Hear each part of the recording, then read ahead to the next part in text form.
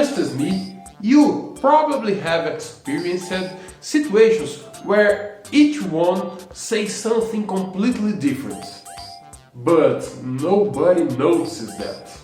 Everyone believes to be super clear, and although no one understood anything of what others said, the meeting ends as if everyone had understood each other completely. This usually ends bad for everyone.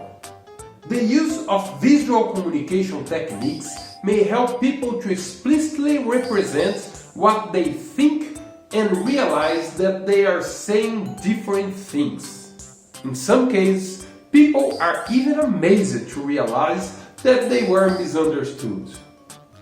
But don't be scared, because that is the moment where magic happens.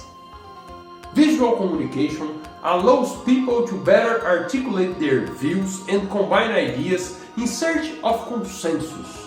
Collaboratively generated solutions tend to be better and more complete. And best of all, communication is clear. Everyone feels co-authors of the solution and thus committed to the result.